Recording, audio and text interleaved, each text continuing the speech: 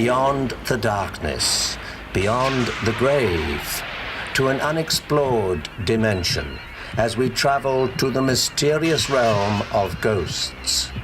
Journey with us into the world of ghost stories. Hello, I'm Patrick McNee. You know the eerie feeling you get walking through an old deserted graveyard? Your hair stands on end, and unintentionally, you keep looking behind you. Now you're ready to join me as we bring you an hour of spine-chilling tales. Leave conventional logic behind as we enter a fascinating and unknown realm of ghost stories. The Tower of London. Well, there are some spine-chilling tales to tell you about that one. The visions that are reported in the Orontier mansion are always described as a young woman in a white dress. She's really been not a scary ghost, but a mischievous ghost. For centuries, these walls have soaked up the sounds of torture, execution, murder, suicide, and grief. And today, dark cries still echo through every spiral in the Tower of London, perhaps as a grave reminder that our past is still with us. There's the theory that ghosts are inconsolable spirits, reliving moments of intense emotional impact, almost as if they are trapped in some bizarre time lapse. Growing up in England, ghost stories become a part of life. With a long and bloody history stretching over 900 years, the Tower of London is the perfect setting for some of the most famous hauntings in the world. The Tower of London. Oh dear. Well, there are some spine-chilling tales to tell you about that one. You know, you really can't expect anything else with all the murders and the suicides and the executions. The place was a regular bloodbath. On record, there are 2,900 names of prisoners who were held in the tower over the centuries, from royalty to paupers. Heavy footsteps sounding through empty hallways, headless figures floating around, and sudden gusts of wind whipping through where there are no open doors or windows. Hair-raising accounts which leave a chill in the air and your heart in your throat.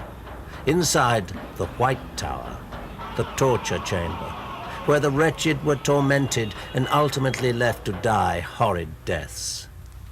The guards who patrol the tower at night claim to have heard agonizing screams echoing through the doors of the White Tower. They say it could only be Anne Askew. Well, who knows? Maybe it is. Accused of witchcraft centuries ago, Anne Askew was brought to this hellhole. In order to get her to confess her crimes, her body was almost torn apart on the rack. Eventually, she died, her screams the only testimonial of her suffering. Earning its name through the countless murders committed here over centuries, the Bloody Tower is still haunted today. Most famous of all is the 15th century murder of the two young princes, who've been sighted strolling hand in hand, a grim reminder of their brutal deaths. Their story is a sad one. Terrified of the two princes' claim to the throne, King Richard III secretly ordered their killings. And one night, while the two brothers were sleeping, they were strangled in their beds.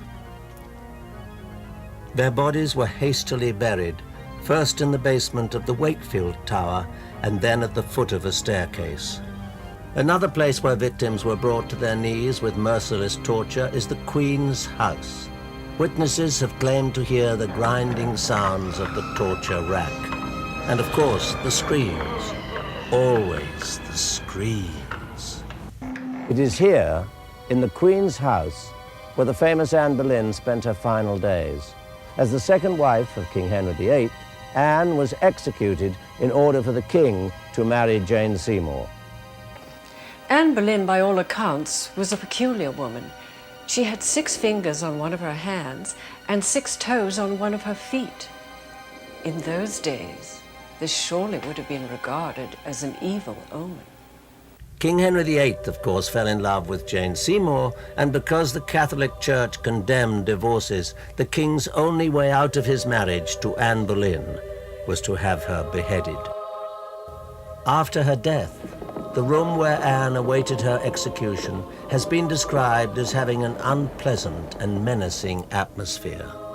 Some witnesses even described a peculiar perfume and a feeling of suffocation. Anne Boleyn has also been spotted at the window, forever staring at something, or maybe someone. One of the most incredible anecdotes is the one of the talking head, appearing from nowhere, rambling on endlessly. I don't think anybody's been able to put a history behind that one. I don't think anybody's brave enough to stay long enough to find out. In folklore, ravens are birds that manifest bad omens. But here at the tower, they are ever present for quite the opposite reason.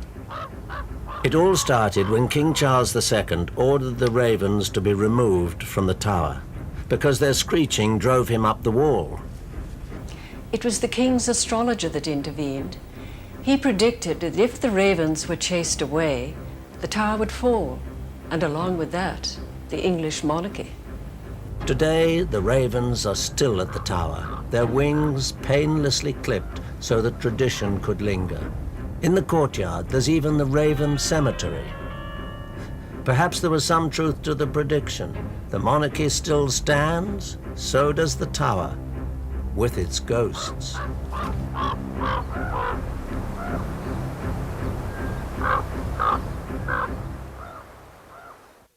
Strange hauntings are not only housed within these tower walls, or even within this country. History is filled with legends of those who came back from the grave to seek their revenge.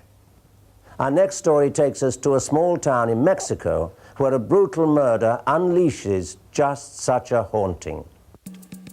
The town of El Fuerte in Sinaloa, Mexico, was a quiet place back in the 1800s. It looked like many other colonial towns in the area. With its lovely plaza in the center of town, the one thing that set El Fuerte apart was the Orontia mansion, conspicuously located at the edge of the plaza. It was a huge structure, occupying nearly a full city block. It was lavishly decorated with furnishings from around the world, a chandelier from Italy, furniture from Vienna.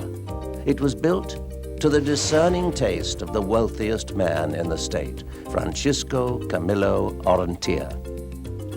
In 1869, he died, leaving the house and his fortune to his only heir, 18-year-old Adelaida.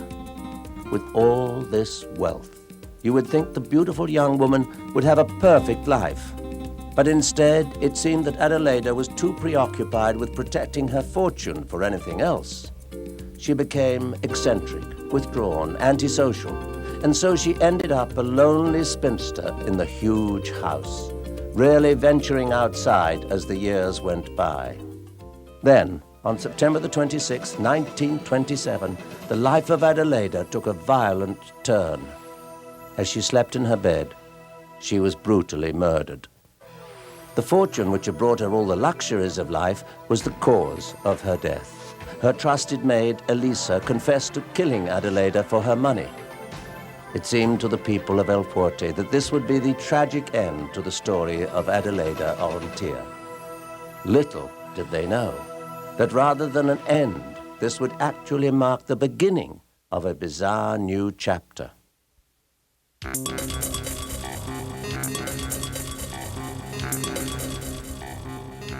People began hearing unusual sounds and seeing strange visions in the vacant Orontia mansion. In the town of El Fuerte, many people have been talking about this old house and about the ghost in the house. Many people have seen a woman in the balcony or in some of the rooms and the letters, but there are some ghosts in this house. The visions that are reported in the Orontia mansion are always described as a young woman in a white dress, one that could be a wedding dress. She has been spotted in many parts of the huge house, often she is seen carrying a candelabra of lighted white candles. One night, a local photographer was able to snap an amazing photo in the house. He described seeing a woman in a white dress walk by carrying a candelabra. In the photo, you can plainly see the trail of the candles, and in the center is the faint outline of a woman. Several other people have had first-hand experiences with the Orontia ghost.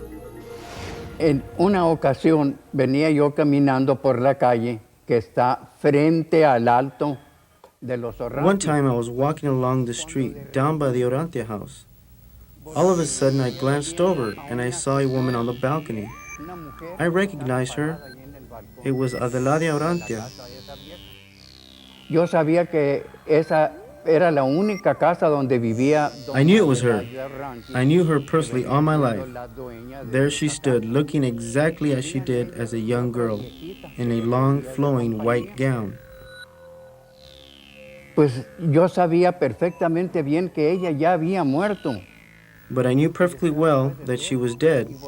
I'd been at her funeral 65 years ago. And now I was seeing her exactly as she looked when she was a young woman. I got very scared. I looked again, and to my disbelief, this time she went down and disappeared until I was staring at an empty balcony. Then I became terribly frightened and I ran home. Y tuve que hacerlo porque los nervios me agarraron y tuve que correr. I was so nervous, I had to run. Another El Fuerte man still vividly remembers his encounter with the Orontia ghost 30 years ago. When I was a young man, I used to work in this house, sweeping the floor and taking care of some rooms in this house because it's a large and big house.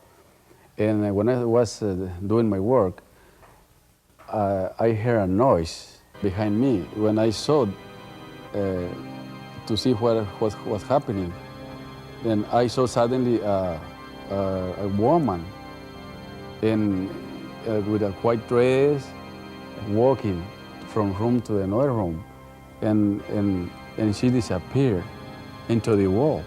And I was very afraid, and I go very nervous outside of the house, running away because I really was very afraid. And then now the house is empty because the people doesn't want to go and rent or whatever. It's very, very strange.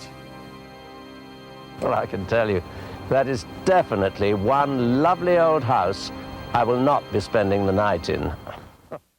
Family in Texas experienced one of the most bizarre and troubling cases of poltergeist activity when they learned their dream home was built over an undisclosed graveyard, and the nightmare began.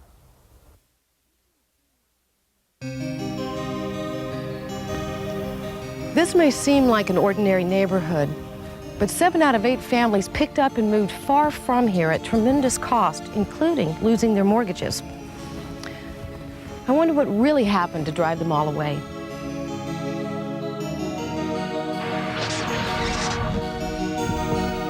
The box office hit Poltergeist tells the story of a terror-stricken family whose home was built on top of an undisclosed graveyard. Good horror fiction? Not necessarily. During the same time the movie was released, these silver screen nightmares became reality for residents in a Texas subdivision. Their story began in 1981 when Ben and Jean Williams moved into their dream home, a newly constructed house in this brand new subdivision. Shortly after settling in, however, a strange feeling crept over them. At first, the feeling manifested itself slowly as mere oddities. Hundreds of ants invading the house, snakes slithering through the floorboards, plants not growing, and unusual sink spots in the yard that couldn't be filled in. Then other things began. Toilets flushing on their own, the garage door opening and closing by itself, unexplained noises and images, none of which had a logical explanation. At first, neither Jean nor Bill talked about what was happening or what could be causing it, although each had their own private thoughts. Thoughts that frightened and bewildered them. once too bizarre to even contemplate. It was as if their house were taking on a life of its own. Run by what? Ghosts? But why? How? Houses built in the Newport subdivision were built on what was once McKinney family land. The McKinneys are no longer living, but at one time they were wealthy landowners with a huge plantation and countless slaves. I just knew there was some slaves buried down. Yeah, that's what I heard. Slaves buried back up in there.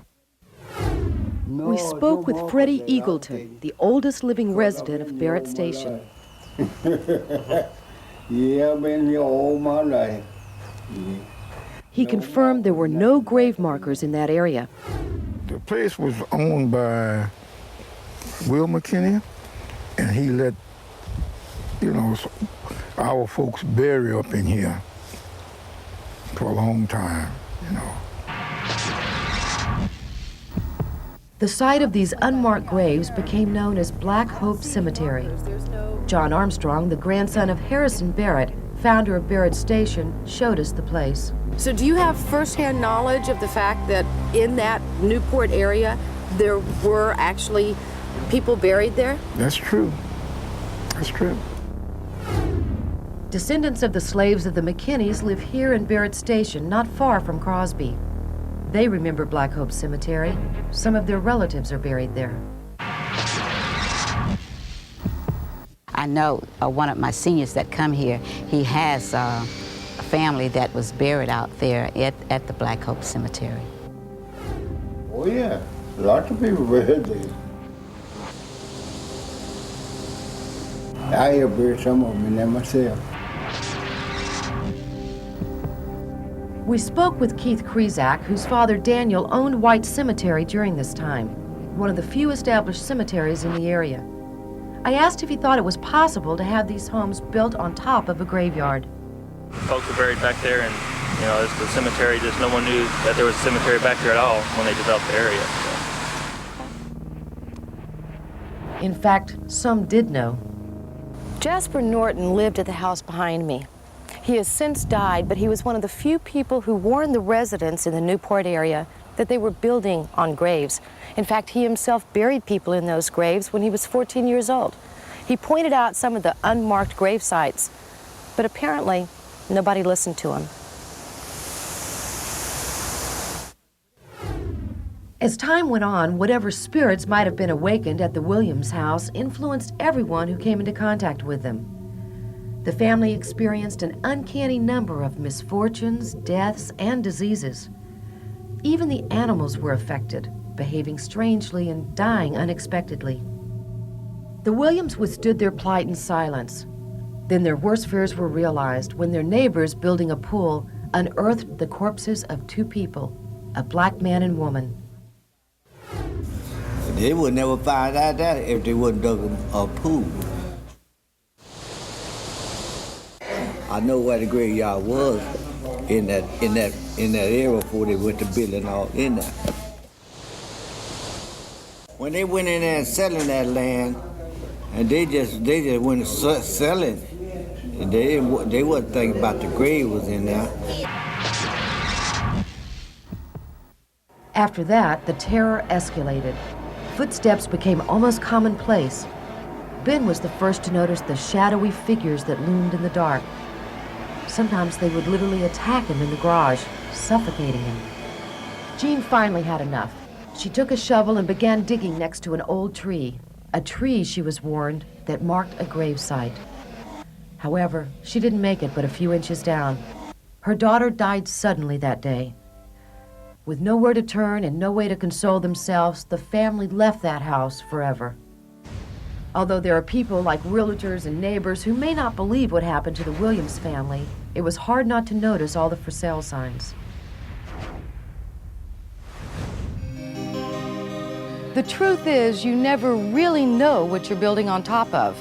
And in the process, if you disturb sleeping spirits, for this family, their lives can never be the same. For anyone else, well, hopefully, it's just a movie. This experience really hit the Williams hard, so much so they wrote a book to document their nightmare. and they firmly believe they weren't the only ones, that there are similar cases of poltergeist phenomenon. They encourage anyone with such experiences to write them in Montana.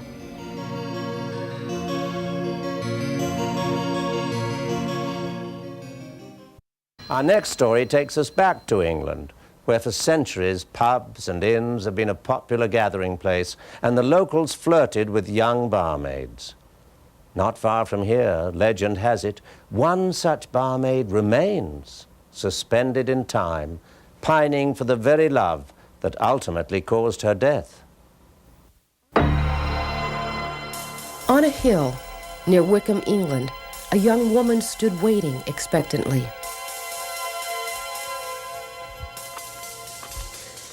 In the cool night near the Hellfire Caves, her patience prevailed.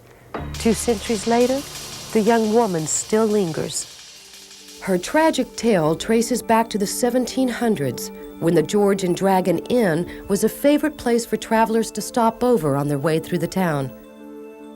At this inn, a pretty young woman served in the pub.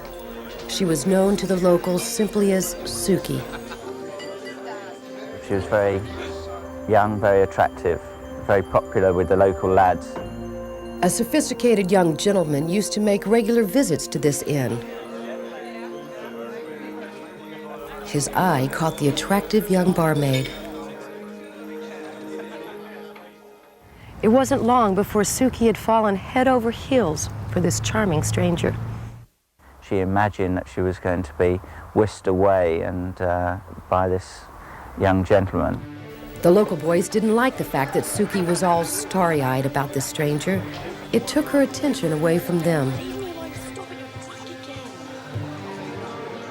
One day, Suki received a note out of the blue, saying that she must wait at the Hellfire Caves for her darling that same night. Suki was ecstatic. She believed that this was the beginning of a new life. And he was going to marry her. She packed her things and wore a white dress and snuck up to the hill and waited for him. And the local lads then jumped out from behind a tree, and she realised that it was a joke, cruel joke that they'd played on her. This letter, which was meant as a good-natured prank by the young locals, turned into disaster. She'd picked up some stones and started throwing them at the lads, at which point they probably threw a few back, and one hit her on the head.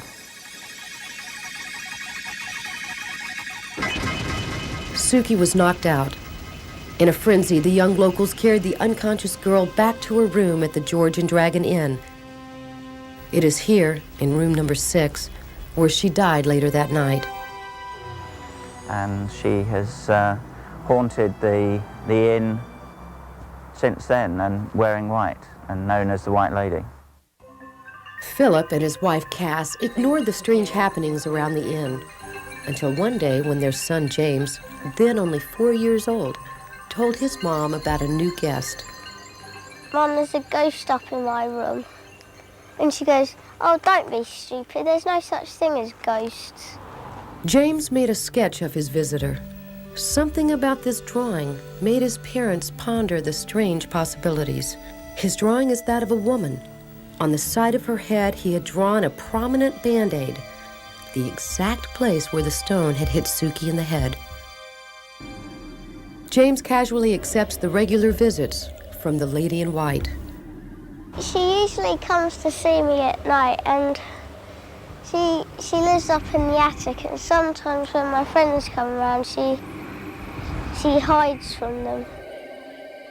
She's really been not a scary ghost, but a mischievous ghost.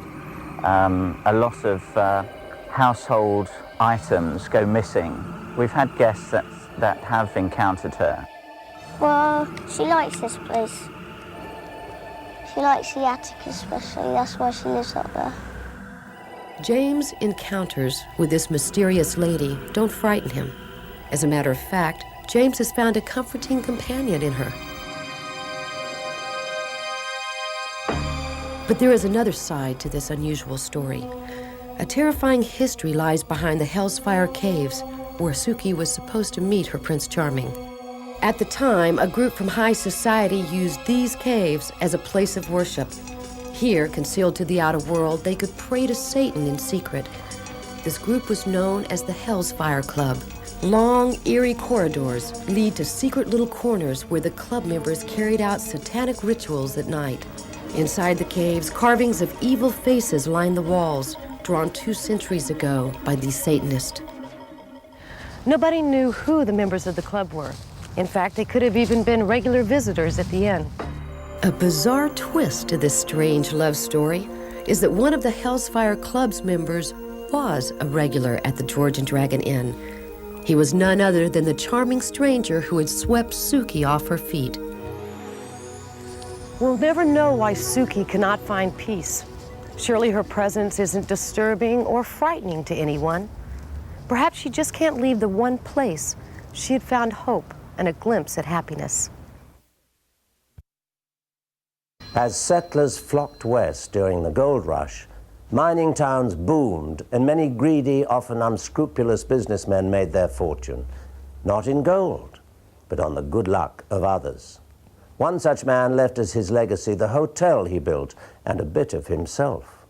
Centuries later, they say guests who frequent the hotel never check out without an encounter with the infamous Mr. Lager himself. Nothing at first seemed to really happen, but as I was sleeping, I felt not a malevolent presence, but as if someone was in the room. And then I heard a creaking, and as I glanced out of the corner of my eye, I saw the rocking chair moving, and I just laughed. The Old West, a place where cowboys rode the terrain, saloons were the entertainment, and gunslingers became legends. But it was also a time that fostered and opened the floodgates for prosperity. It was 1849, the year of the California gold rush. The lure of instant wealth was like a magnet which drew thousands to the west. And over a century later, you can still find what remains of these old mining towns. The Lager Hotel in Mokelumne Hill, California, is one such place. A piece of the past left behind by George W. Lager, a sharp businessman who took advantage of the flourishing moment and reaped in large profits. Profits which, after he died, some say George refused to leave behind.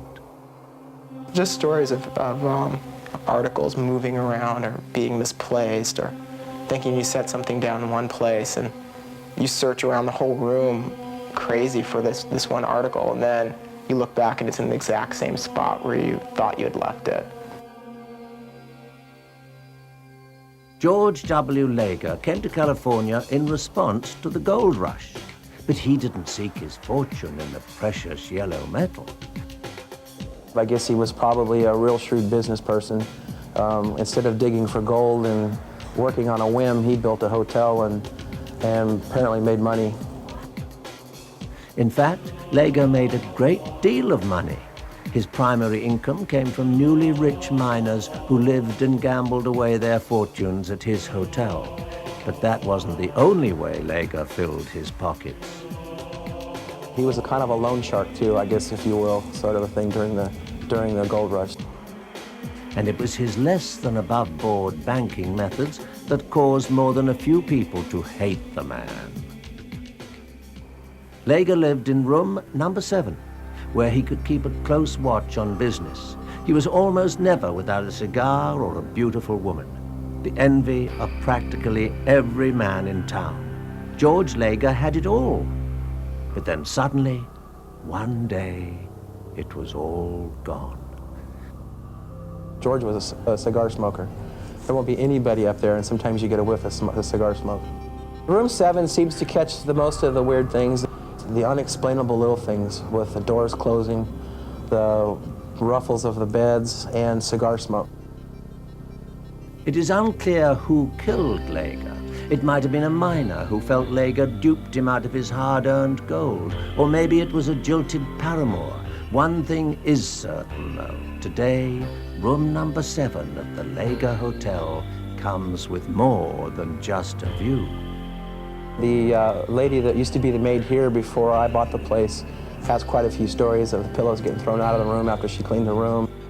People have talked about hearing steps in the hallway when they're in the rooms at night, yet they're the only guests here, and people don't roam around because we lock it up at night. Lega's ghost has only rarely been seen. One of the few people to actually witness the apparition was the 10-year-old son of a woman who bought the hotel some years after Lega died. Like children that age, they're very active and used to run around the hotel a lot. During the week, the hotel wasn't occupied. Ran by room 7, and this gentleman came out, a stately-looking gentleman with a mustache, and said, "Sonny, you keep it down," and closed the door.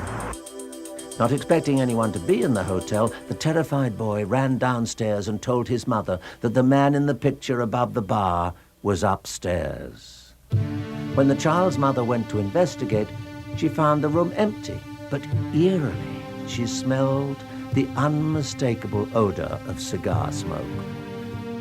I knew a little bit about the hotel, but not as much as I found out after I purchased it.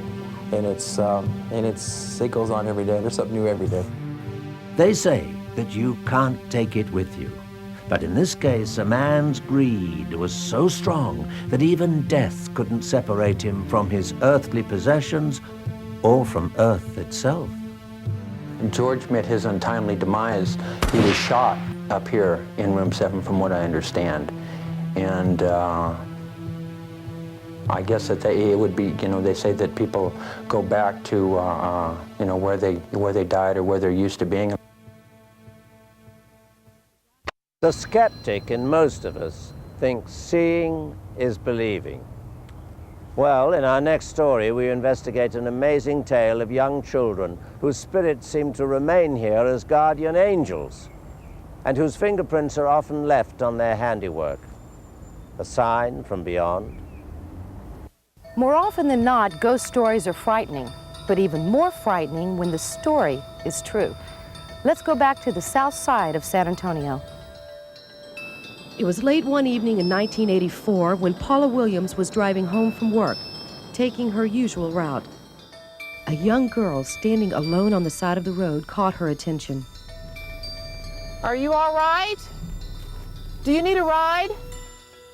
The girl only nodded a yes and got in the car. What's your name, honey? She gave Paula her name and pointed to where she lived. Cindy Sue. Cindy Sue was extremely quiet and seemed to stare through Paula. It unnerved her. As they drove, they passed over some railroad tracks. Cindy Sue's eyes met the sign and locked. At her house, Cindy Sue remained in the car. Paula thought she might be having problems at home and suggested that she would go first and talk to her parents. Paula told the woman who answered the door her daughter, Cindy Sue, was waiting in the car. Hello. She started yelling and even threatened to call the police if Paula didn't get off her property. Then she said the strangest thing. Your child's Just in the car. let Cindy Sue rest in peace. Paula was taken back by the strange turn of events and walked back to the car, confused. When she got to the car, no one was there. Paula remembered Cindy Sue fastening her seatbelt and locking her door. The door was still locked and the seatbelt still fastened, but Cindy Sue had vanished. It was on her way back when Paula remembered why everything felt so unsettling. It was the street names near the railroad track. All of them the names which belonged to children. Behind this discovery was the tragic tale of innocent children, and even more so, their remaining spirits. Okay, so Roy, where are we? We're out on the southern part of San Antonio on Mission Road. Now this is the famous road, right? This is the famous road where the children were killed in the bus accident back in the 40s. It was a cold but clear afternoon when a school bus was making its last delivery of school children. About 10 children were still on the bus. The bus had to cross the railroad tracks. There was no warning of the oncoming train.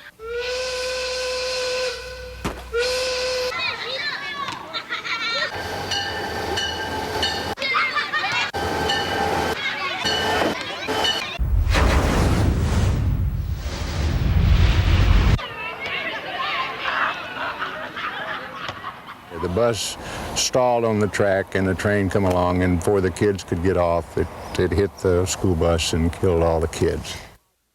This disastrous accident started a legend that motivated many people to come to these tracks. From any of these places here, you can stop your car, completely stop it, turn the motor off and leave it in neutral, and it will pick up speed all the way till it gets across the railroad track. The strange thing about this is that the road doesn't go downhill. It doesn't even run level. If you look to the railroad track, it appears that the road is elevated. There's no question. I mean, I can see a hill going up. Okay, how do these cars get up the hill by themselves?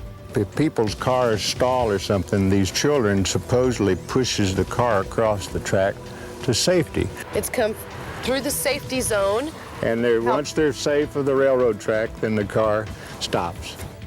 Skeptics say the explanation may be a magnetic field in the area. But how do they explain what happens next? Fingerprints on the back of the cars, as if some imaginary hands pushed it forward. Putting powder on the back of the car helps to see the fingerprints clearly. They say on the bumper and on the trunk. I think with the wind, we'll do it right here and see what happens. I'm determined to check it out for myself. I watched a couple of cars do it, but just to see if it can really happen. This is about where they say they stop. Turn the car off, put it in neutral. Take my foot off the brake. And just sit here and start going.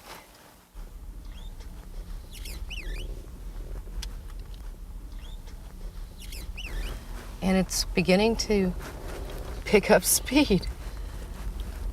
This is amazing. No hands, no feet. This car is just going on its own. Across the railroad track, I'm gonna have to brake because now we're gonna go downhill. There was no doubt in my mind the car was pushed over those tracks. Was it gravity, or was it the legendary little spirits? There was only one way to find out, and there it was. I could feel my heart beating. Possible finger marks right here.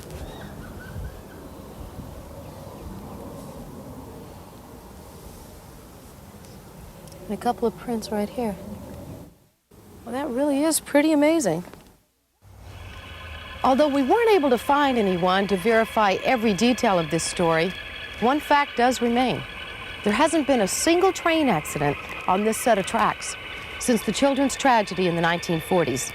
Somehow, every stalled car has managed to cross the tracks, reaching the other side in safety. There was one thing I still wanted to find out. What did Paula see that night on her way back home? This is the neighborhood supposedly where they have street signs with the children's names from the accident. Bobby, Alan, Nancy, Carol. It was here in the streets close to the railroad tracks where we found the answer to Paula's mysterious young rider who never reached her house that fateful afternoon. Cindy Sue. As we've just witnessed, activity from the beyond knows no geographical boundaries or language barriers. No matter where these stories turn up, the similarity of events is startling. It's hard to dismiss the possibility that this phenomenon exists without turning a deaf ear to our famous ghost stories. I'm Patrick McNee. Thanks for being with me. Until next time, goodbye.